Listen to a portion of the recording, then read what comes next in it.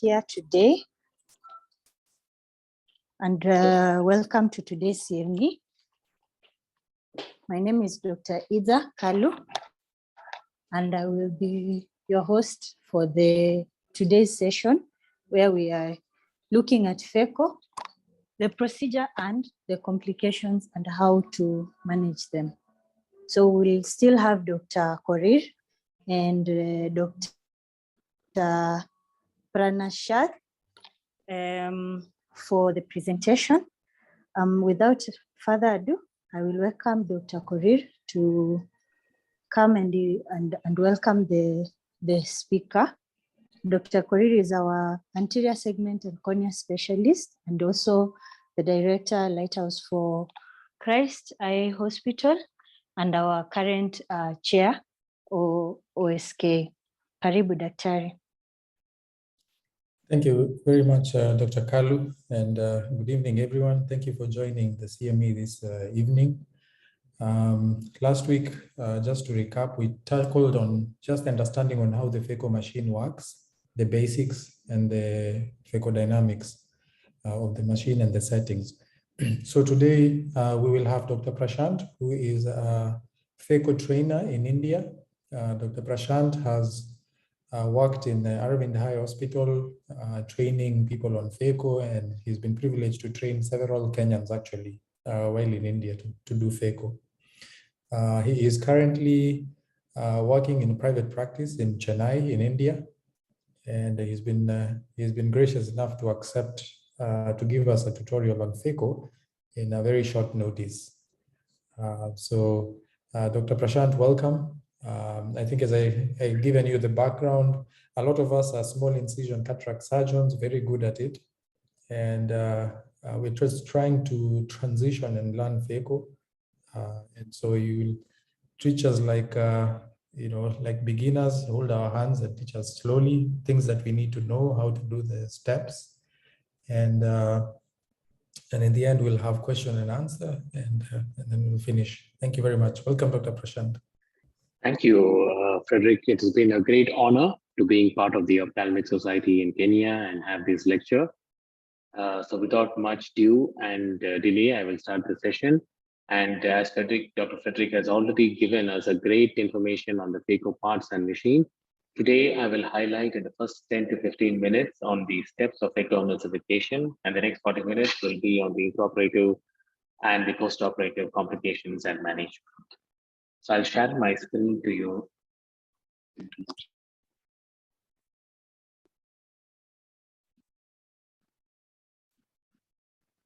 Is my screen visible? Not yet.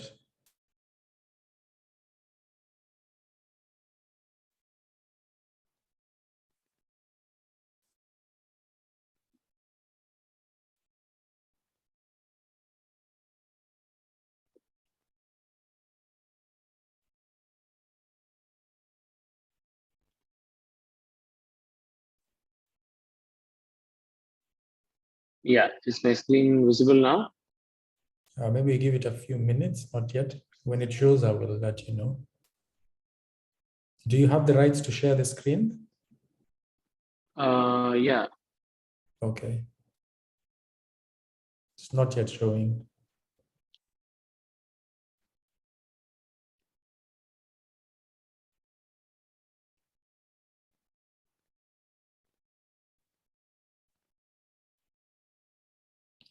Evans, maybe you can help us check on the settings. Yeah, I got it. Oh, excellent. Okay now? Yes, now we can see your desktop. Yeah. Yes. All right, excellent. Thank you. So as I told you, the first topic which I am going to share is going to be on the Phaco basics, steps in Phaco, and then we have the intraoperative and the postoperative complications and management. To start with, the first few steps in Phaco, we always start with assessing a good case, a good age group of patient, 45 to 60 years of age, NS2 to NS3 cataract, with not a deep socket, not much of comorbidities.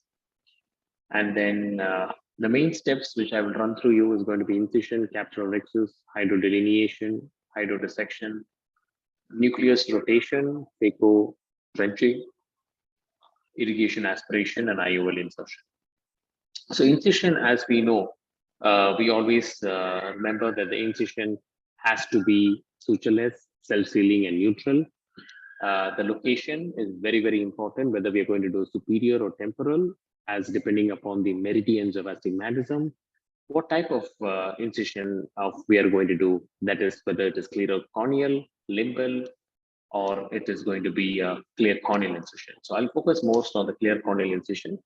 This is a video sharing the clear corneal incision, which is made in the temporal section with a 2.8 millimeter blade.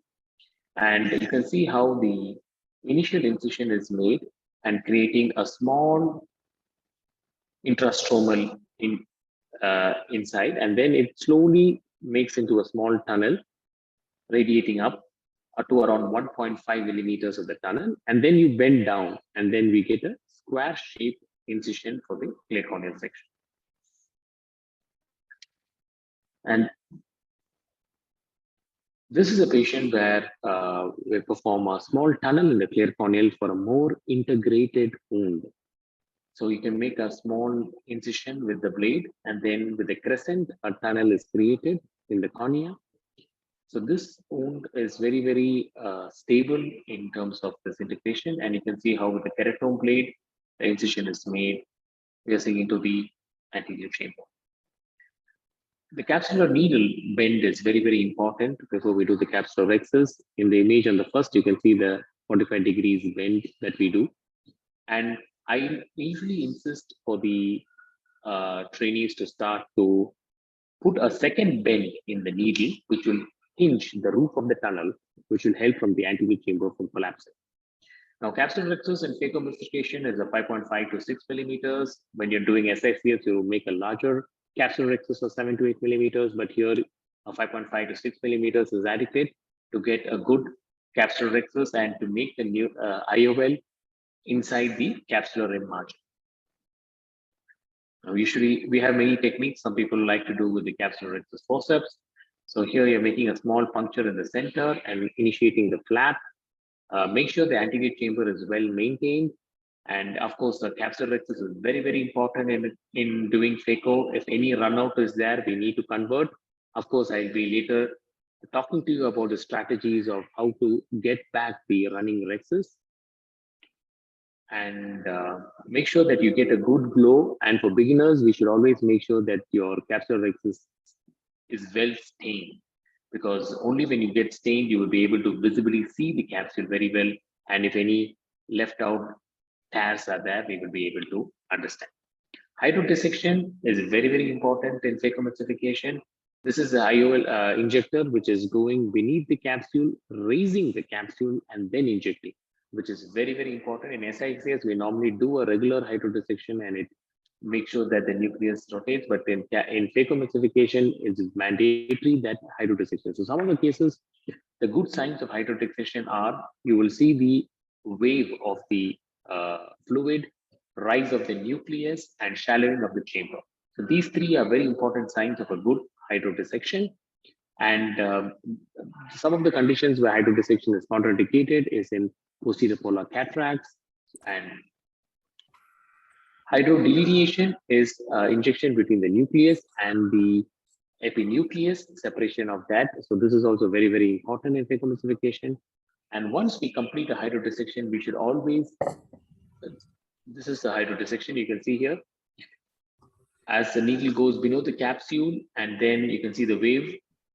And then what we should do is we should gently tap in the nucleus in the center.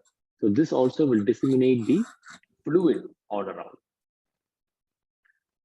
And once we complete it, before starting the phacoemulsification, we should make sure that the nucleus has a very good rotation. So rotating the nucleus, you can see, you can place the Sinski in the mid periphery of the nucleus near the endonucleus, push it down into clinching it so that you get more grip, and then go for the rotation. So without the rotation, we should never start the phacoemulsification. It is mandatory that we make sure that rotation is good. Some of the cases, of course, rotation is contraindicated, is going to be the posterior polar cataracts, and certain traumatic cataracts. Now coming to the phacoemulsification, as we know, stop and chop, divide and conquer, and direct chop are the various stages of phacoemulsification. But here I'm going to focus on how a trench is going to take place. You can see before the starting the phaco, we are doing a small aspiration of the cortex, the loose cortex in a vacuum in pedal 2, where we remove the loose cortex, following which you can see how the phaco is started a little away from the center around the mid periphery. Towards the center, you're going to press the pedal 3 and the nucleus tip is engaged into the nucleus. And then as you're going to move forward, it is going to be in the complete pedal 3. And as you reach the mid periphery to the cortex, your pedal is going to come up to 2 and 1 so that less energy goes to the periphery of the cortex. So you don't want to go in a full pedal 3 where you have the maximum power which will reach the periphery of the capsule. And the other interesting thing is you're going to set in a very linear power so that when you set 60 is going to be in the center, and as you go to the periphery, you're going to bring up your foot pedal, which goes into 40, 30, 20 power, so that less power goes to the cortex. And the other important thing that we should note in the capsular trench is the width of the trench. The width of the trench should be around 1.2 millimeters, or to make sure that the phaco tip goes well inside. And the 3 times the phaco tip is the depth of the trench. Now, the identification of the depth of the trench is very, very important during the early stages. You will actually see a red glow coming, which will indicate that you almost reached the posterior part of the nucleus. So that is a very good sign. For many times we tend to trench deeper and it may end up in a PCR. So once you have finished the trench, you can place the, you can see how the cracking is going to take place. The phaco tip will go to the posterior part of the trench and the Sinski, and then the cracking takes place. You can see since we have reached the depth, the crack is taking place in a very good manner. And after rotating, you can see on the opposite side, the crack has been taken. So since this is a stop and chop, once you have cracked 2 sides of the nucleus, you can see the phaco tip is going to impale the heminucleus in the center. Probably in the phaco 2, we are going to rise our vacuum to around 400 or 350, depending upon the grade of the nucleus.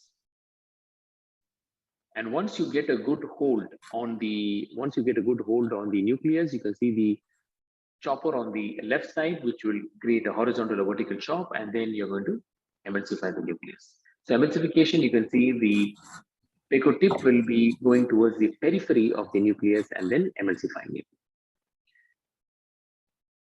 So make sure that you give adequate energy while emulsifying the nucleus.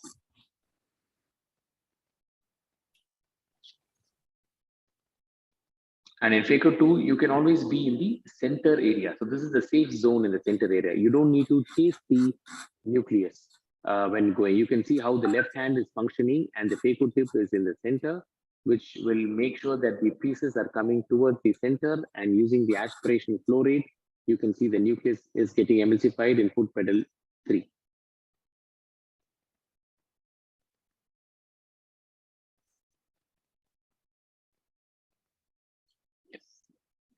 And this is an important slide I had to put to show you how the phaco tip is going to the posterior part and the Sinski is going to crack. So if you're going to crack in the superficial part, then you're not going to get a complete separation of the nucleus. And this is the trench. As we go as a scoop, we are going layer by layer. So it starts from here, goes like a boat shape and comes. And this is the 3 types of the phaco tip will be the depth of the trench. Coming to the bimanual irrigation, you can see inject ample viscoelastics to bring down the posterior capsule using a bimanual irrigation and aspiration. You can go quadrant by quadrant. Here we are going 180 degrees, aspirate, and then try to pull back the nucleus, like how you do in your SICS, aspirate, come to the center, and then increase the aspiration. You're going to make sure that a thorough cortical wash is done so that no residual cortex is there, which is very, very important, especially in cases of pseudoexfoliation where you can have capsular phimosis, which can cause capsular contraction.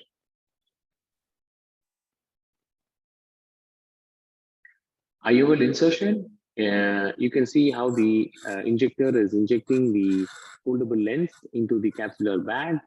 Make sure the initial leading haptic goes beneath the capsule, and then you can always control it with a Sinski and dial the trailing haptic back into the bag.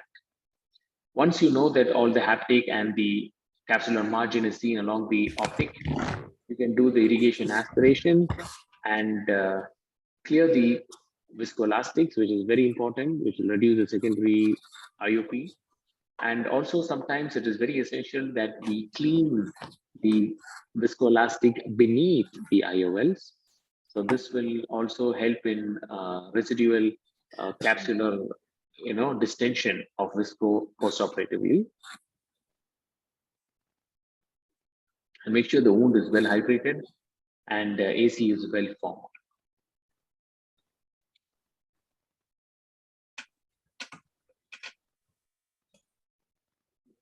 And this is going to be the part 2 of the session.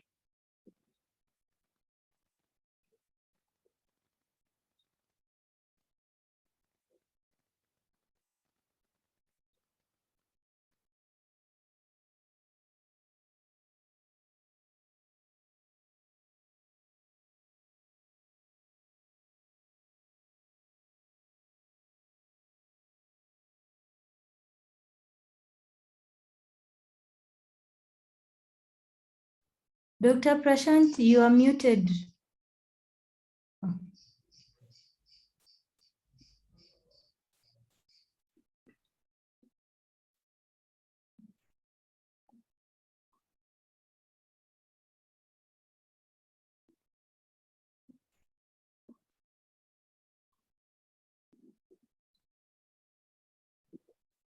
Sorry, Dr. Prashant, check your audio settings once more. Sorry, we can't hear you.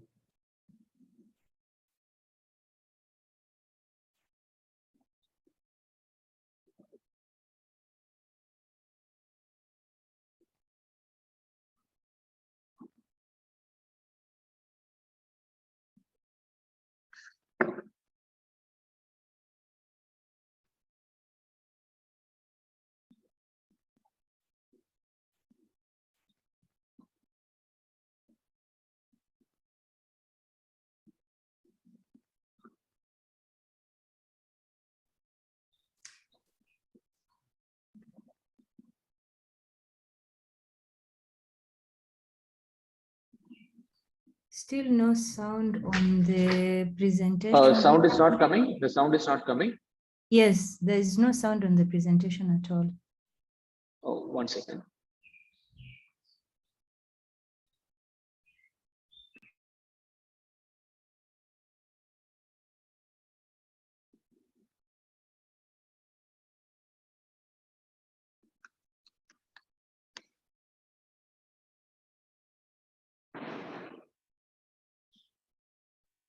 You can see it now.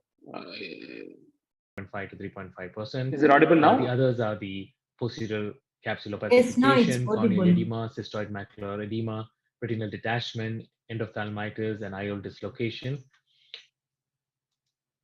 So in today's lecture, I will broadly classify into intraoperative and postoperative. And intraoperative, we will deal with the wound construction, capsulorhexis, hydrodissection, lens removal, and IOL insertion.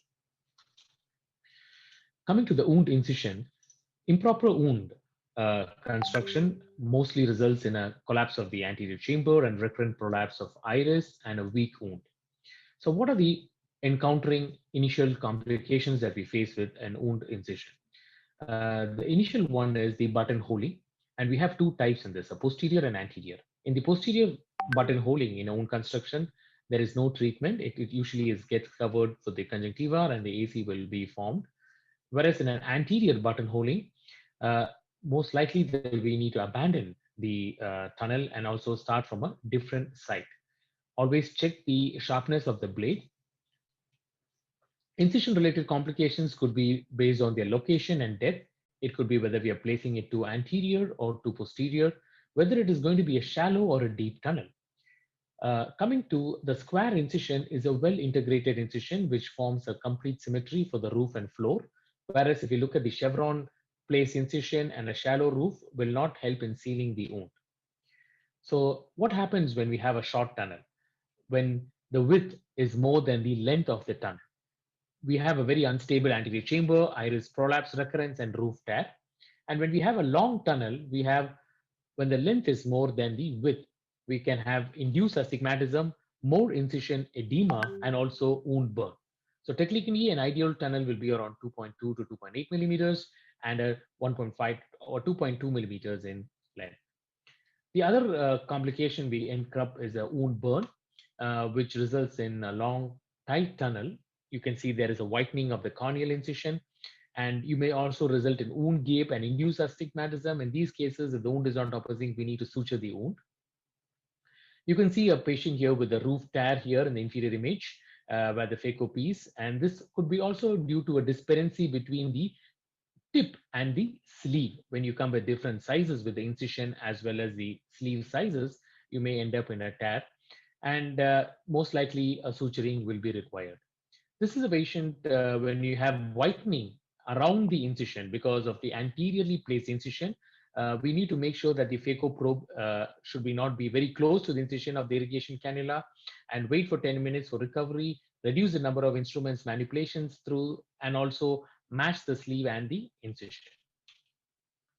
So these are some of the complications you see in a wound construction. This is a near square geometry of the wound, where you can see the tunnel which is well integrated in a square manner, which gives you good integrity.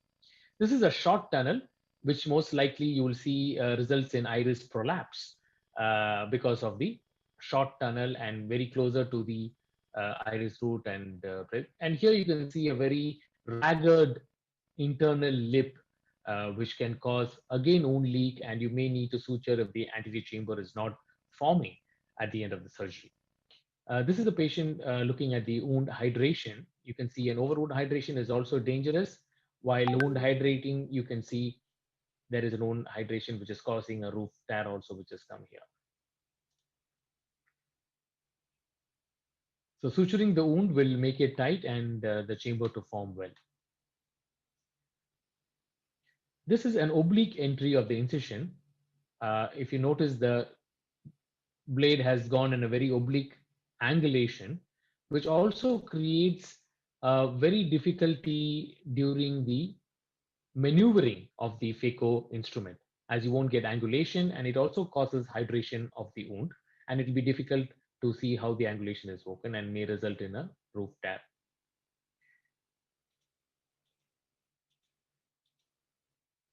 So this is a case which had a Descemet's detachment at the tunnel here, if you can look at, which can also cause because of the improper wound construction.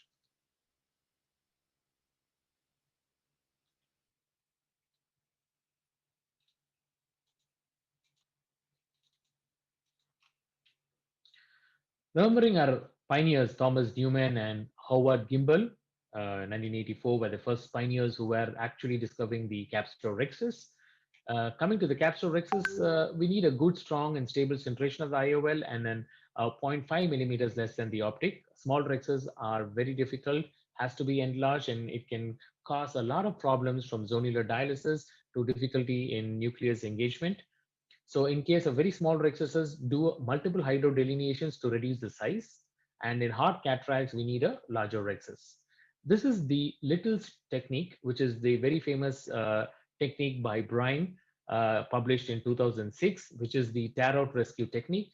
As you can see here in the simulation demonstrating the Little's technique, as you're doing the Capsulorhexis, you will note that there is a small extension. So the first thing that you need to do is you need to fold back the rhexis flap. As you can see, the flap is unfolding back into the anterior surface of the nucleus. Go closer to the rhexis margin here and then pull it towards the center. pulling backwards perpendicular to the center, you can see how the rhexis goes away and then comes back to your circumstantial and forces where you can continue the rhexis. So this is another idea of where to grasp exactly. Unfolding the flap, holding next to the margin, pulling it back towards the centripetal forces and then getting back to the rhexis. This is a small video showing you. As you can see here, the rhexis is actually extending to the periphery. Stop there, don't panic, inject viscoelastic. That is very important because many times the rhexis extends is because of the shallowing of the chamber. So make sure that we inject adequate visco, form the AC well, bring back this capsule flap, place the forceps very close to the tearing flap, pull it towards the center where the forces are going perpendicular, and then you can see how the rhexis curves around out and then comes inside. So then you can push back the flap to the normal capsulorhexis and then continue your rhexis. This is the Little's technique for rescue. And in a situation of a white intumescent cataract, we need to be very careful, as I already seen that most of you have told that we need to aspirate the cortex before going here. But in a situation of a young patient, around 42 of years, just by the nick of the capsule, we find there is a large Argentinian flat sign. And you can see the well intumescence. So how do you manage a case from here? So the globe is being fixated, and then you're making a clear corneal incision. You're making radial cuts on either side, before which you then go with your capsulorhexis forceps and putting centripetal forces towards the center of the nucleus and making the capsulorhexis. So since it is a very soft cataract, it is aspirated with irrigation aspiration, and you can see the flaps here. The very important step here is while you're taking out your irrigation, you need to inject visco, form the capsular bag well, and then bring out the irrigation cannula. So here you can see the intraocular lens also well placed inside the bag with the haptics well in the cover of the capsule. Pupillary snap sign in hydrodissection, you get it usually is first found by Dr. Ronald Hugh, which is a hydro rupture of the posterior capsule and a sudden constriction of the pupil and deepening of the anterior chamber. Floppy iris, usually we see with patients of tamsulosin and used for very selective and non-selective adrenergic agonists, also with other drugs like the alphazone and other antipsychotic drugs. Also, you may get it. Floppy iris is nothing but billowing of the mid-periphery of the iris, and it causes miosis. So in certain patients, you can give a preoperative atropine to prevent this. Intracameral adrenergic agents will help, like phenylephrine or epinephrine. Incision location is important, as in certain floppy irises, we know the superior section is more deeper than the temporal, so you can opt for a superior section in the floppy iris. You have cohesive viscoelastics can be used, such as Helon, and the low flow settings of the anterior chamber to reduce the turbulence inside the eye. As I already told you, this is the billowing of the mid-periphery iris and most likely to get an iris prolapse. So in hydrodissection, you need to be very careful because there could be a lot of egress of the fluid causing an iris prolapse and shallowing of the anterior chamber. And also if the pupil constricts, we can use iris hooks, and high molecular weight viscoelastics such as Helon 5 can help in viscodissection or viscomydriasis by expanding the pupil. And this is the Otting and Ofran who has published the diamond-shaped iris hooks for the floppy iris, where you can put the iris hooks one below the subincisional area, which also prevents the iris from coming out of the incision. So this is the 4-shaped retractors iris hooks. The usual technique for a floppy iris is a bimanual irrigation, which gives a very stable anterior chamber, and sometimes you can use a Simcoe cannula to aspirate your cortex. Coming to a complication of zonular dialysis during irrigation aspiration, you can see here we have caught the capsular margin, and you can see the large zonal dialysis. Luckily, there was no vitreous disturbance, and early identification is very important in zonular dialysis because otherwise you can actually aspirate or make a larger zonular dialysis of 6 clock hours. This was only 1 to 2 clock hours, and an early detection helps the surgeon to realize the zonular dialysis, and a CTR is kept well into the back. You can see how the eyelet of the CTR was placed 1 to 2 clock hours away from the ZD area and comfortably wheeled into the bag. This is another short case of zonular dehiscence with the OVD. You can see as the surgeon is aspirating, you can see how the bag is so weak when you're aspirating this. And even when you're aspirating the cortex, you can see the capsular bag is actually getting held by the aspiration port. So this is also a patient with pseudoexfoliation where the bags are very weak.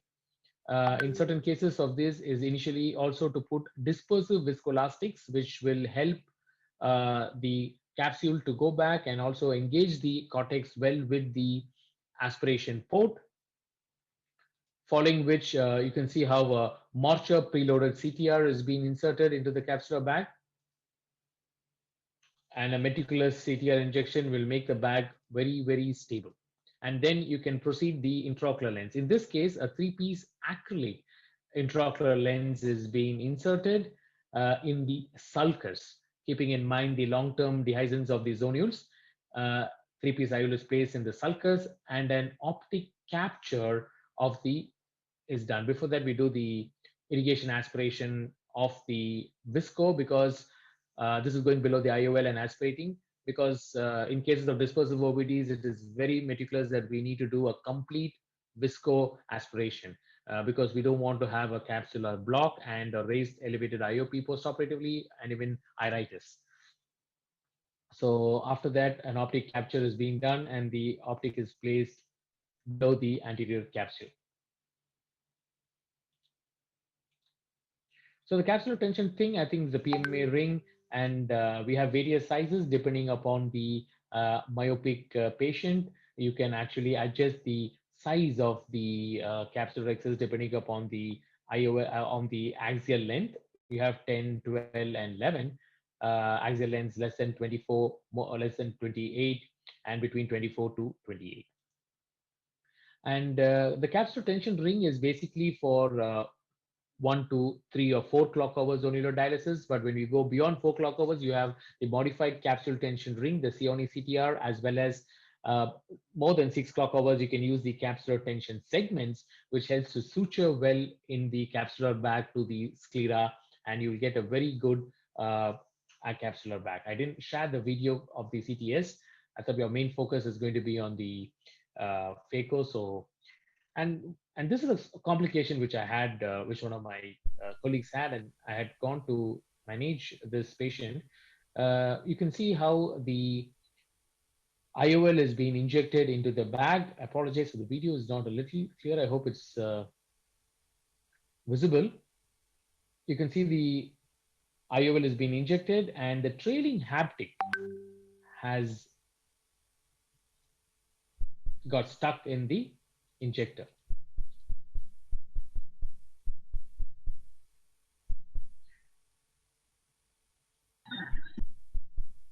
So once we know the trailing haptic has got stuck, you can see the IOL is in the anterior chamber.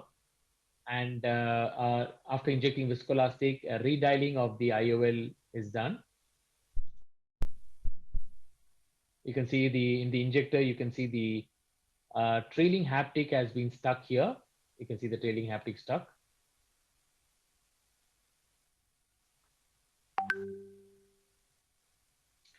So now the question comes as a complication of IOL to remove. So make a side port incision opposite to the main incision with a 15-degree blade. And I'm just extending the 2.8 incision to a little to 3.2 millimeters, just to make sure that the IOL is smooth enough to get explanted. And we are injecting ample visco below the IOL and above the IOL to safeguarding the endothelium and also away from the posterior capsule. So afterwards, I take a McPherson's forceps and we take a spatula on the left hand. It's a bimanual technique for IOL explantation. You're getting the spatula below the optics of the IOL and the forceps above the IOL optic. And you can see I'm going in a transition between each other in opposite directions and folding the IOL, and then slowly taking out the spatula and then turning the optics of the IOL and then bringing it out. So this was the explantation, and then you can see how the haptic is broken. So we should always make sure that adequate visco is injected to push back the PC and safeguard the endothelium. Coming to the posterior capsular rent, this is one of the most important slides. I would say that identification of the posterior capsular rent, which is a sudden deepening of the anterior chamber with momentary pupil dilatation, if you're noticing, sudden transitory appearance of a clear red reflex peripherally, apparent inability to rotate a previously mobile nucleus. You found it nicely rotating and then now there is difficulty. If you have a reduced efficiency of nucleus sculpting and a tendency of the nucleus to display a vibratory or tremulous movement, sudden difficulty in burying the phaco needle into the nucleus while sculpting, or you want to hold the nucleus, it is not able to do much. You find it is going to a deeper plane.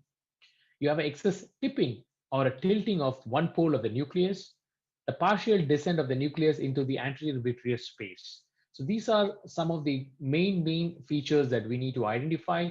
And another important feature is peaking of the pupil. In case if we have a vitreous disturbance, you can see the peaking of the pupil with the vitreous coming into the wound incision. Capsular rupture, you need to be very sure is to don't panic and don't shut the irrigation immediately. Make sure the irrigation is still on. Identify where exactly the PCR has happened. Inject OVD first in the left hand and stabilize the anterior chamber. And in case if there is vitreous, you can push back the vitreous with dispersive OVDs. Next, what you have to assess is it depends on the size of the incision and how much of nucleus you're having inside the eye. So in case if it is a large, if there's a PCR with a large amount of nucleus inside, you can always convert to an SICS or an ECC. If you find there are smaller fragments and pieces inside with no vitreous disturbance, you can inject OVD, compartmentalize the nucleus and push back the PCR as well as the vitreous and do a low Phaco with fluidics such as reducing the bottle height, keeping a low vacuum and aspiration flow rate, and slowly we can get out the nucleus. If there is a small nucleus fragment with the vitreous and the AC, then you can do a vitrectomy and then remove the Phaco. And also during the cortex removal, you can do it vitrectomy and then remove the IA. And also you can have a dry aspiration with the Synco to remove the cortex. And implantation of the IOL, we have to depend looking at the rhexis margin, the size of the Capsulorhexis, whether you want to do it in a sulcus or a sulcus with a capsular capture or in the bag IOL. Or do we need to have some iris fixation or scleral fixated IOLs? So this is a scenario I'm showing you of a surgeon who was operating. As you can see, as he's trying to recover, he has gone in a very high energy of the phaco tip, and you can see the posterior capsular rent occurred there right at the clock. For those of you who have not seen it, I'm showing it again. You can see how the posterior capsule with all large pieces. So it's better to convert this surgery so the incision is being extended, and you can see the nucleus is wheeled into the anterior chamber and slowly taken out with the vectus, and the remaining, if there was some vitreous disturbance, so you can see the anti-vitrectomy done. But if I would like to say, come back on this video and ask you whether this step was correct or not. Can anybody tell me whether this step was correct or not? What the surgeon did was correct or wrong?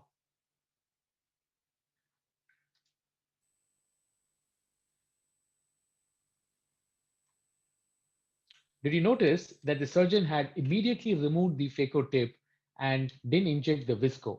That had brought about a vitreous coming into the chamber. So this is something that we need to be very careful.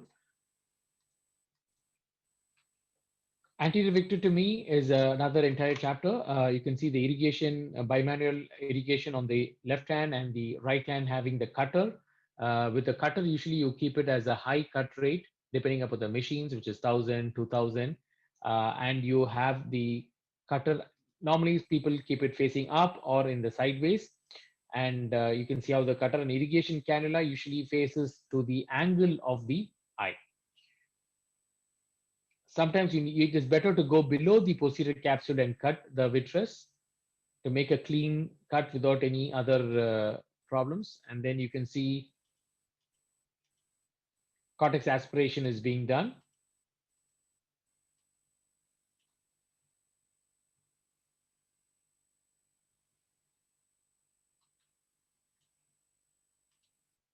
And IOL is placed in the sulcus. This is another quick video. I'm running this fast.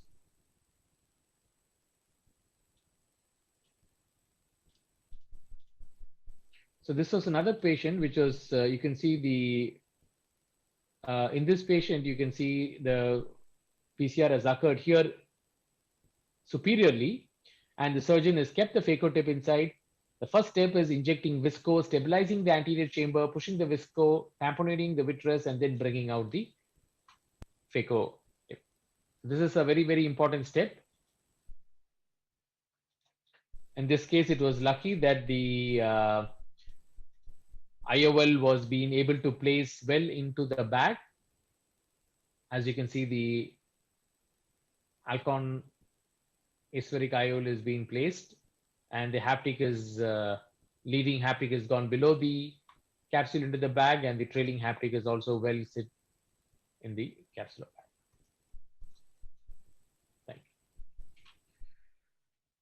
So sometimes you may have a surge where when removing the last weekend, as with beginners, we need to be always careful while removing the last fragment. You will notice that you can end up catching the PCR. So this is very, very important. The same situation I would like to tell before removing the, you can see the central PCR there. Before removing the phaco tip, inject ample, this is a slow motion showing you how the PC is caught. And this is exactly what you're seeing. So make sure that you don't panic at this moment. Hold on, analyze the situation, in visco, tamponate the PCR, and slowly remove the. So you also have another two pieces inside. You're actually injecting visco and trying to bring out a piece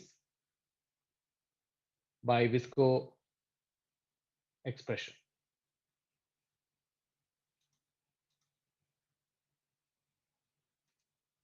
And the other piece is also slowly brought into position and again removed by visco expression. So surge is very important. Always check the irrigation, adjust your parameters, and with the newer tips now and newer machines, the chances are very less. This is an interesting video showing you the posterior small PCR during IA. You can see here how a central PCR has occurred with irrigation aspiration, but we have continued well, removing it and putting a 3-piece into the bag. The other technique is IOL scaffold technique, where you can place the IOL when you have a PCR. You can place the IOL below the nucleus, emulsify it, and then place the nucleus into the sulcus. In case of nucleus drop, we should be very careful. Of course, we don't need to fish very deep when it goes inside to catch the nucleus. Certain cases, people before closing, you can use triamcinolone to see if complete vitreous has been removed after vitrectomy. In a drop nucleus, posterior assisted leviated technique can be done, where a pars plana sclerotomy at 11 o'clock meridian with 355 millimeters from the limbus, using a 20 gauge micro MVR blade, you can make an go below it, and with a spatula you can elevate into the AC and then bring out the nucleus. So this, in case if you leave it, I think like this kind of a drop nucleus is better to go for a VR surgeon. You can see how he's bringing up with the suction.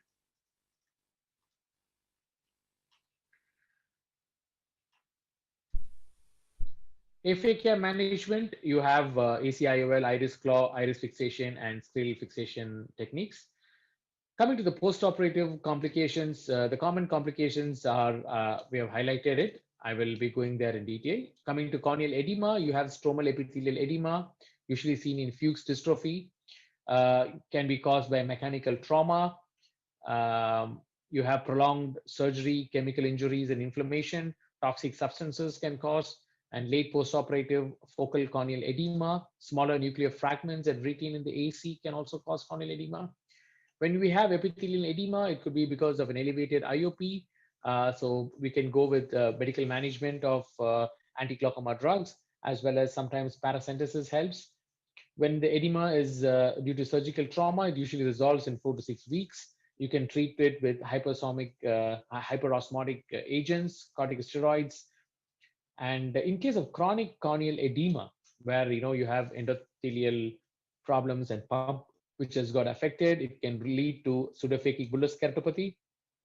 And later on, patient has to go for a penetrating keratoplasty. The corneal incision wound leak, the main signs could be like patients coming with hypertony, decreased vision, shallow anterior chamber, choroidal folds, macular edema. We can always check by a Seidl's test and use anterior chamber OCTs to have a check and see what level of defect is there. Management of wound leaks could be, usually small leaks can be treated with asymptomatically and self-limited. The medical treatments are prophylactic antibiotics, cycloplegia drugs, patching, collagen shield, or a bandage contact lens. Management of the wound leak, in severe cases, you have persistent shallowing of the anterior chamber, iris prolapse, choroidal effusion, suturing the wound or with tissue adhesives, we could manage wound leaks. Descendant detachments, stromal swelling or epithelial bullae could be there.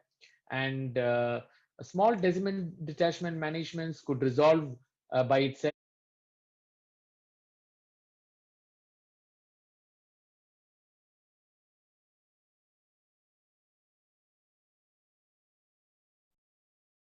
Dr. Prashant, the audio has gone again.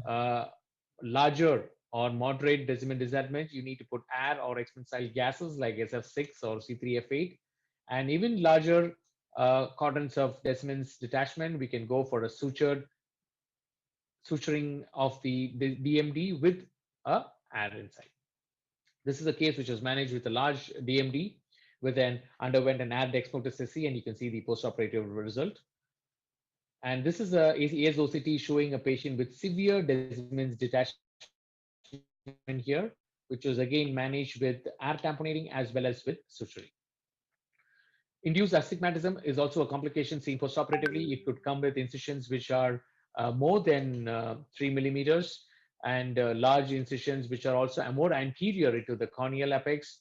And we need to plan preoperatively. If you have a good planning for the steep meridians, you can reduce astigmatism. Placements of a good location of the incisions is very important. Sometimes in tight sutures also you will get induced astigmatism, which postoperatively you can do a suture removal. Corneal melting can occur in certain patients with topical anti-inflammatory agents, melting due to epithelial toxicity, and also in patients with keratoconjunctivitis and other autoimmune disorders. Hyphema is a very immediate postoperative complication usually seen in associated cases of pseudoexfoliation, neovascularization, Fuchs heterochromic uveitis, and neovascularization. You can see elevated IOP with corneal blood clots. It could be medically managed with atropine and other anti-inflammatory drugs and steroids. But in case if you find there's a complete hyphema, we need to go for an AC wash and remove the blood clots. Toxic anterior segment syndrome, usually seen in a very early, it's more of a sterile postoperative inflammation. Patient comes with photophobia, corneal edema, occasional hypopyon. We need to make sure that we differentiate from an endophthalmitis, as TASS comes within hours and it is very limited to the anterior chamber and limbus to limbus. There is little less pain when you compare with endophthalmitis. Sometimes patient comes with a very thick fibrous exudate in the anterior chamber and elevated IOP. So it could be managed with intensive corticosteroids, monitoring the IOP, raises sign of infection should be monitored, and we should also try to prophylactically make sure skin cleansers can cause TASS, and other agents like gloves, surgical instrument fluid are the agents which can cause TASS. So we need to make sure that we take these precautions to monitor the control of TASS. The UGC, the uveitis glaucoma hyphema, is another complication which is mostly caused by improper IOL size. AC IOLs more notorious for this, and the contacts between the IOL and uveal tissue can cause the uveitis glaucoma hyphema. Patient we can see presenting with AC cells, raised IOP and hyphema. The treatment is with atropine, topical steroids, and NSAIDs. Sometimes we need to reposition or replace the IOL in extreme and chronic cases. Retained lens material, anterior chamber or posterior chamber. It could be occurring sometimes due to zonular dehiscence, where the nucleus fragment is going to the vitreous. Prevalence is around 0.45 to 1.70. Most signs of elevated IOP is there. Some patients are observed, the other patients we need to remove. So when to remove the nucleus? Patients who have with large visually significant amount of lens material, increased inflammation, unresponsive elevated IOP and not medically managed, persistent corneal edema, retinal detachment, and also in cases of severe endophthalmitis, these fragments should be removed. If it is a cortex and it is very little can be left, but if it is a nucleus fragment, yes, I would suggest that we need to remove it because long-standing iritis and IOP rise could be there. This is a very interesting case which I wanted to share regarding a case which had come for a resurgery of retained cortex. So this is an intraoperative OCT. In real time, you can see this was a patient done outside which had come for a resurgery which had cortex. Sorry. You can see the patient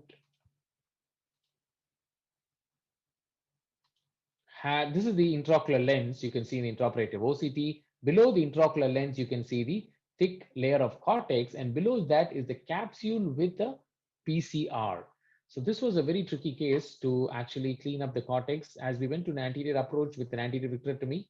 With the left hand, with the Sinski, lift up the IOL optic, and with the anterior vitrectomy cutter, aspirating the cortex below and removing it. So you should make sure that no cortex goes into the vitreous, and it was managed. And there was a small cortex anterior, as you can see here in the ASOCT, there was a cortex anterior to the IOL now, which also was removed, and it was fine now. The IOL was well in the sulcus, and there was no much of vitreous which was there. Pupillary capture is also a complication which you see sometimes because of improper placement of the IOL, or you have a shallow anterior chamber. You can see the optic which will come above the haptic. Patients come with glare complaints and photophobia or monocular diplopia. It is a concern. So if it is asymptomatic, sometimes you can leave it untreated. Otherwise, we need to go for a redialing and repositioning.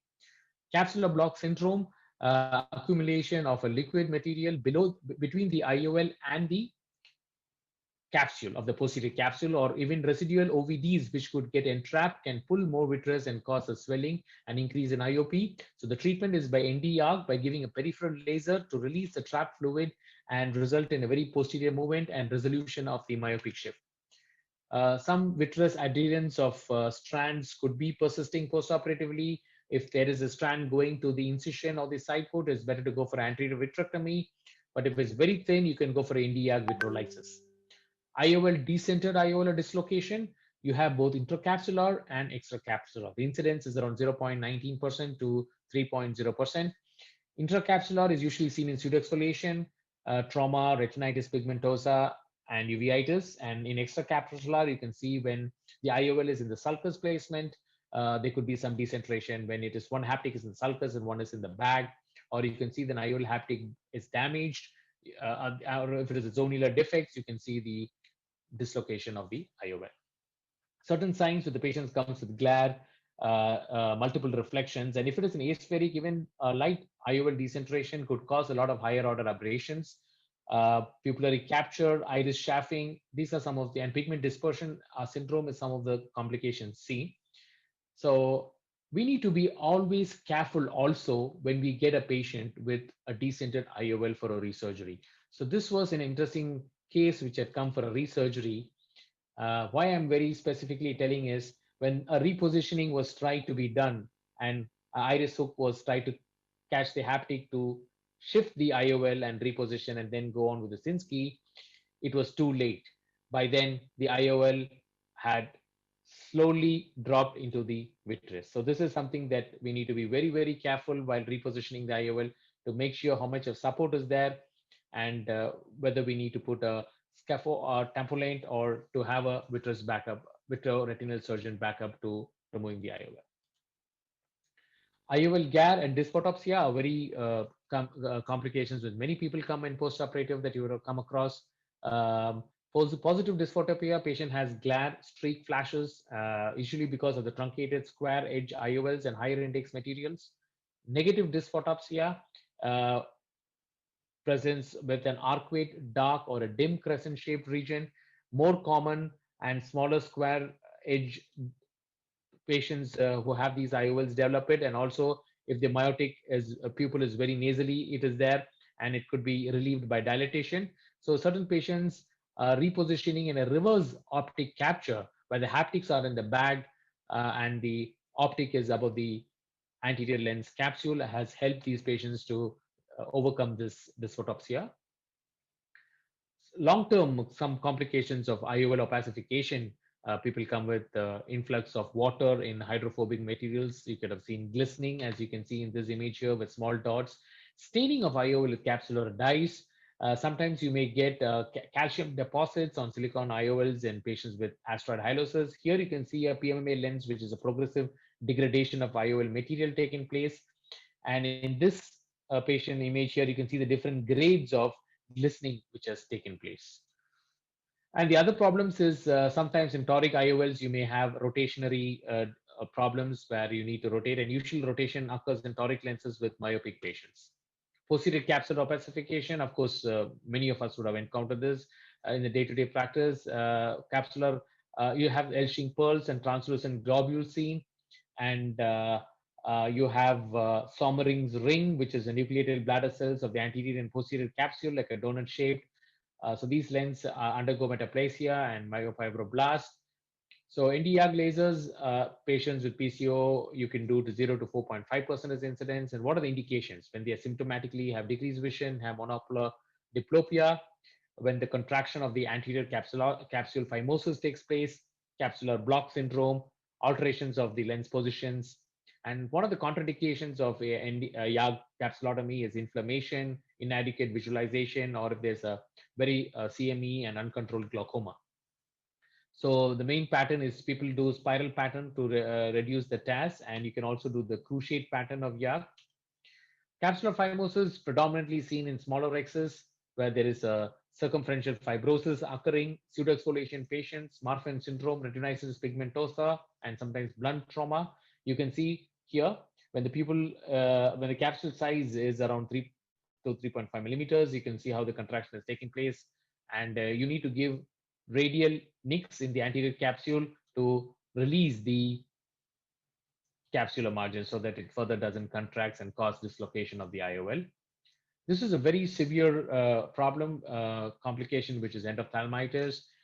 Patient comes with very severe vision loss. The incidence rate is 0.04 to 0.20.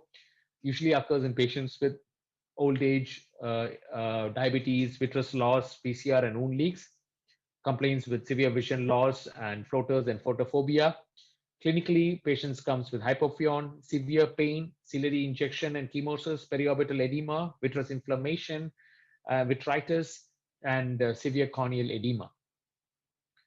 Acute and chronic endophthalmitis are there. Acute occurs in 3 to 7 days, and chronic occurs with chronic iridocyclitis and granulomatous uveitis and takes over weeks to months. Prophylactically, you can manage with, not managing the case, but we need to take preoperative measurements to manage cases. So like using 10% of povidone iodine and povidone iodine 5% drops. The ECRS study has, the European Society of Cataract and Refractive Study has used the prophylactic intracameral cefuroxime of 1 mg, which helps to reduce to 0.34 to 0.07%. And we have the latest of intracameral moxifloxacin study, which was published in 2019, which helped compared with Phaco and small incisional and showed there was significant reduction in endophthalmitis. The other management is by treated with fortified topical antibiotics. Patients should be going for an AC or a vitreous tap to understand the staining of gram staining to the type of organism. Intravitreal injections of vancomycin 1 mg and ceftazidime 2.25 mg, and or an amikacin 0.4 mg. Immediately, prosplan vitrectomy and antibiotic injections are given. And there was also been a study of to do the advantages of vitrectomy as an early for endophthalmitis, which helps to increase the retinal oxygenation, allows definite treatment in time, reduces the incidence of severity and macular complications, reduces the duration of the disease, and helps to clear a lot of inflammatory debris. Coming towards the end, we have the cystomacular edema, which is called the Irwin gas syndrome, increased perifoveal capillary permeability, and in between there is a lot of inner nuclear and outer plexiform layers, as you can see here.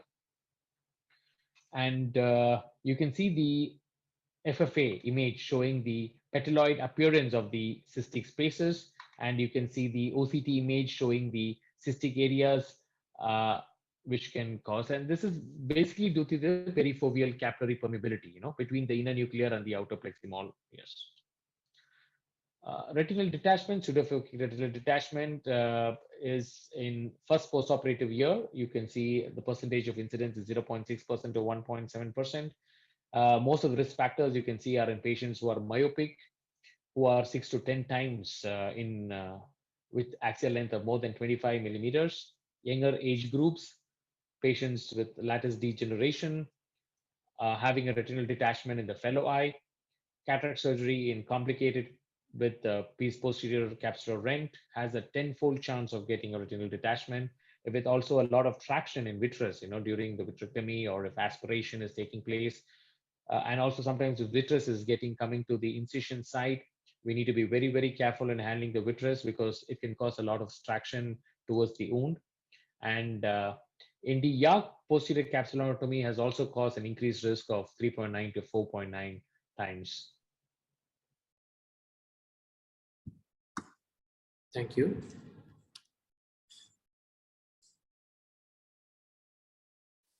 Thank you for the opportunity. Thank you, Dr. Prashant, for that wonderful lecture. I think it's sometimes very unfair to give somebody who deals with the same things over and over many times, the same topic, so they don't know what to say, but I think you've done justice to the topic. Thank you very much. I think we are ready to take questions. And from the chat, I'll just read out one of the questions.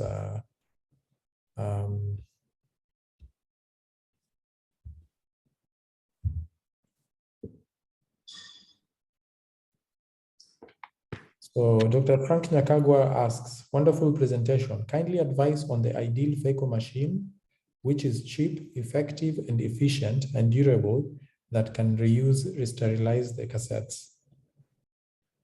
What type of machine are you looking at right now? Reusable machines, like there is Laureate of Alcon Phaco machine is there, the Apasami Galaxy machine is there, and we also have the compact machine from the AMO, which is very cost effective and usable. Could be the reusable cassettes you have in a machine called the from AMO, that is the Johnson & Johnson Intuitive machine, which is a reusable cassette, and it is a very cost effective as well as a very I won't say portable, but it's still a small sized machine which could be used, and it gives very efficient phacoemulsification.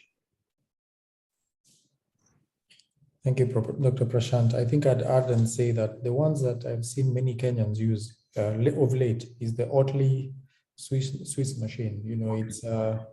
It's hardy in terms of maintenance. We have challenges getting maintenance services here in Kenya.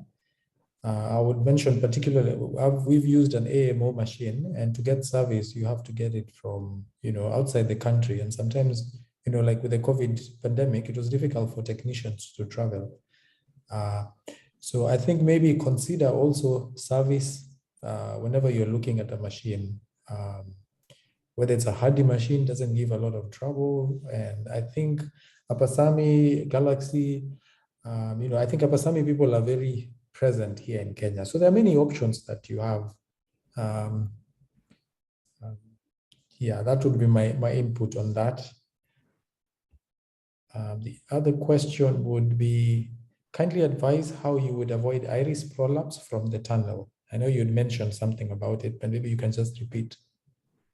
Yes, iris prolapse, usually you will see in cases of floppy iris, or if you have given a very posterior incision, and a very short tunnel in the clear corneal incision also can cause iris prolapse. So I would say advice on how to avoid iris prolapse is that we need to be precaution. In case of floppy iris, we need to be making a little more longer tunnel, using the Hedon 5, and taking these preoperative precautions will help to ease the problems of floppy iris. Tunnel wound construction is very important. Make sure that you get the adequate length. And so once when you have iris prolapse, I would say that don't immediately go inside with the same tunnel with the viscoelastic. Tend to depress the wound of the tunnel. Get out the viscoegress, the visco outside, which brings down the pressure of the anterior chamber. Then with the spatula from the side port, reprolapse the iris, and then again inject a little bit visco on the anterior surface of the iris at the wound, and then slowly we can get the iris back into position. So definitely we need to take a lot of precautions for the iris and make sure that the phaco tip also doesn't touch the iris when you are actually trying to trench, and in case of any pupil constriction also it is very difficult. Yeah. Thank you. Dr. Maria Wanyonyi is asking, which is the best way to handle a cataract that is not soft enough to aspirate, yet not hard enough to crack after grooving, without cheese wiring or saucering? Basically, how do you deal with a soft cataract? It's sometimes very difficult. You think it's an easy cataract, then you go in and it's just very rubbery and it's difficult to get out. How do you deal with that? So soft cataracts is always of late has been a challenge also, but there are various techniques in soft cataract to do. Sometimes you can do a lot of hydrodelineation and bring out a lot of layers of the nucleus and the cortical layers, and then do an aspiration, creating a bowl, and after which you can do a viscodissection and bring out the epinuclear sheet and then aspirate it, which I find is a very good way of getting off the soft cataract. And certain cataracts, you can always, aspirate it in a very low vacuum setting. And you should always be very careful that since the cortex is very soft, we don't need to keep a very high power. Always moderate your power at a low power, and then slowly do your trenching. Thank you, Dr. Prashant. I think those are good tips. Bowling and removing, or sometimes I've seen some people bring it into the AC and then try and eat it from there. But obviously, keeping your tip away from the endothelium, sometimes that works. Sometimes it's difficult to get it into the AC as well. Dr. Sanjay Yadav is requesting whether the PowerPoint can be shared on Telegram, and he or she has shared the link there. I think with your consent, we have recorded the session. Usually with your consent, we can always post it on YouTube and everybody can easily access it from there. But we will discuss and see how we can go about that. All right, I have one question of my own, and I was just wondering, a lot of us are transitioning from small incision cataracts to phaco. And when when there are all these marketing companies that are talking about IOLs, hydrophilic versus hydrophobic, 3-piece versus single piece. What would be your general guidelines, and what would be the highlights for each for us to know? There are also tinted lenses, the yellow lenses. What would be the basic guideline, and do they make a big difference to patients? Of course, if you see the first choices of people going for premium IOLs will be the aspheric IOLs, which also with the newer lenses coming with the UV filter rays, they add a little bit of effect on reducing the glare, especially when people are doing more activities of driving and and need more quality of life. I would suggest the aspheric lenses. And depending upon the rigid 3-piece IOL lenses, of course, nowadays everybody are doing the foldable single-piece lenses. 3-piece, usually we use it for in case of posterior capsular rupture, in case if you want to put the IOL into the sulcus, then the 3-piece IOLs will be used. And of course, you have the panoptics lenses coming with extended depth of focus, which is giving very good results today with people who are wanting to do intermittent and near vision uh, standards. But I would also say when you are advising for cases of multifocals, you need to be very careful at taking a very good history on the type of work the patient is doing, because sometimes you may end up in patients with multifocal and then they may end up with having glare and other problems, so that we have to be very careful and counsel the patients depending upon the need, and we need to choose the intraocular lenses. And certain cases where you want to use a 3-piece IOL is also the pseudoexfoliation patients, where there is more tendency of capsular phimosis and zonular contraction of the capsule. So in those patients, I think 3-piece IOL works very well. Thank you. I think I'd add also that the single-piece acrylic lenses should never ever be put in the sulcus, as opposed to what we're used to, the PMMA lens. You put it in there. Sometimes you're not sure where it is because you have a can opener. But this one, if you're going to use an acrylic single piece, do not put it in the sulcus, because you'll have a lot of uveitis and very difficult eye to deal with later on. So if you're not sure whether you have a PCR or not, I think it's better to put a 3-piece and you're happy. It's stable in there. You can tuck it into you can do an optic capture. Don't see any more questions. I don't know if anybody has a question. You can just unmute yourself and ask. Sir, Sanjay here from the India, sir. So I have worked as a Phaco specialist in India, sir. Sir, I have a question regarding the parameter setup. During this, sir, for the grade 4 to 5, sir, actually, some surgeons are saying that holding is not very good. So, what parameter kept there, sir, for the grade 4 and 5? So you told for the grade 4 and 5, of course, when you're doing a trench for divide and conquer, you have to do, or you can keep a very high power of 80 or 90 during your trenching, and you can keep a low vacuum in Phaco 1, and in Phaco 2, where you want a more hold, you can keep a vacuum of around 450, 400, 450, so that you get a very good hold during the chopping, and try to use a chopper of vertical or horizontal or whichever technique you're using. And I also like to keep on the aspiration flow rate on the higher side, so that you get a good followability of the nucleus fragments on once the crack is done and you're emulsifying. Oh yeah, sir.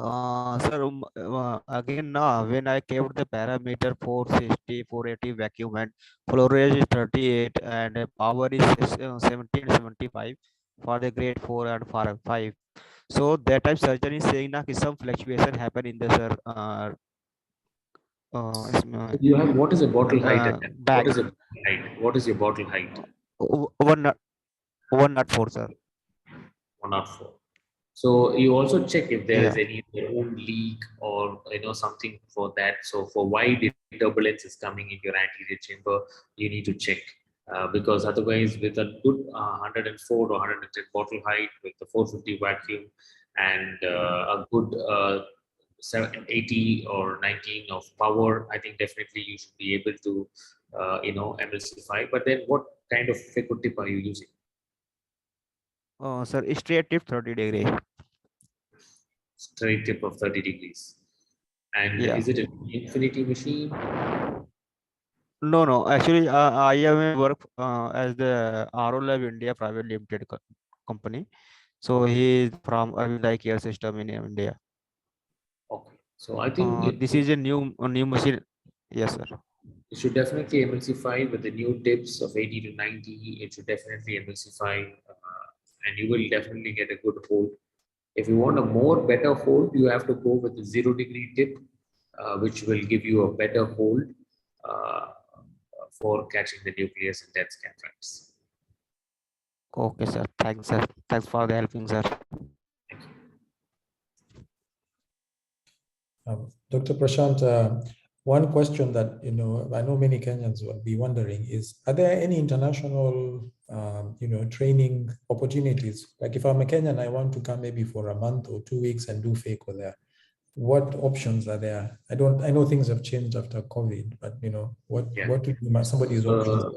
So there is a lot of options available currently today in India, and you have like choices of major institutions like Arvind, Shankar Nethralaya, who also offer their fellowships of short term and long term. And other than that, there are a lot of private institutions which are offering in India, and I could definitely connect with you. Can connect with me anytime, and I will give my email ID. Any request or involvement of trainings to be taking place in India, we could work out a plan so that I could connect to the best institutions depending on the availability of time, the duration of the course, whether you want a short term or a long term, and what type of surgeries, trainings do you want to do in which area of specialties, and based on which we could connect to them. I think it is more customized to the choice of what kind of training that you require. We need to choose institutions and go according to that. If any further doubt is there, I think I'll drop in my email ID also. You can contact me at any time regarding any type of training programs, and depending upon what type you require and the number of cases, institution specialization availability, I will be able to guide and get you to the right place. Okay. Thank you, Dr. Prashant, and thank you for sharing your contacts. I know that you've also shared a link initially there. It's itoday.in. Yes. Could you just tell us more about the website, please? So iToday is a platform which is more of an education, research, and vision care activities. So initially, we are doing the education where we create webinar sessions, focal faculty notes corner from on various topics. And we also have an e-learning platform with flashcards for various topics. We are also coming into research where we are planning to do some portable devices, and we also do for a low vision aid making of spectacle glasses which will aid them to hear and help them to hear well and by the cameras and the glasses. We are also going into occupational vision screening activities, which are coming up in the next couple of months, which will also be with teleophthalmology.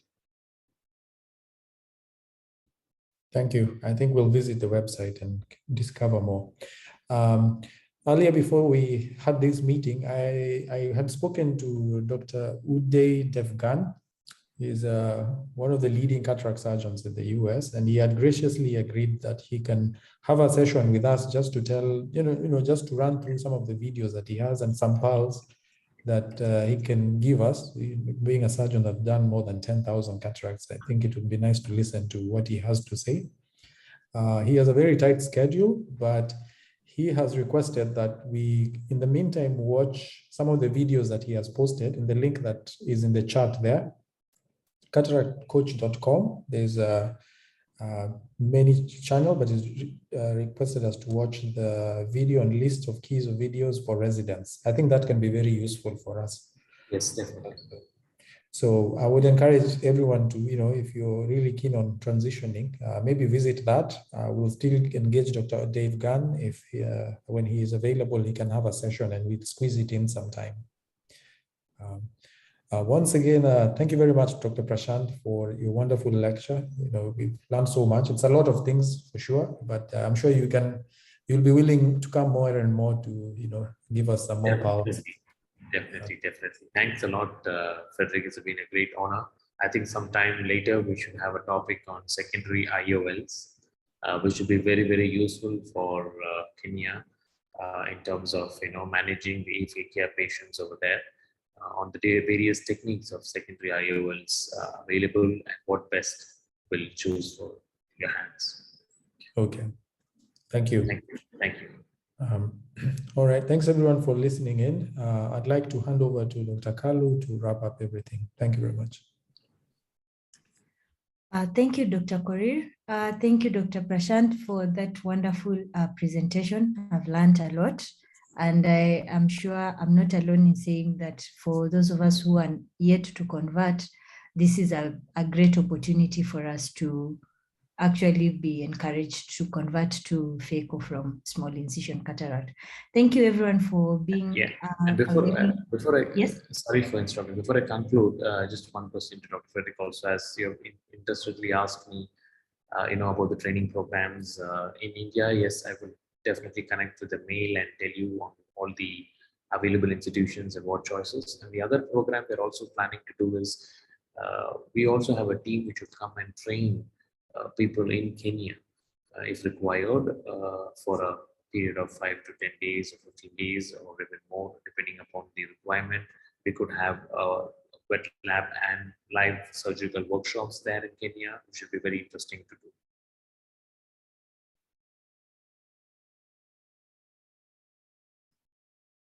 that is indeed very interesting, and I think it's something that maybe we will discuss behind the scenes with our chair also, because it would be interesting to have the session, both wet labs and surgical.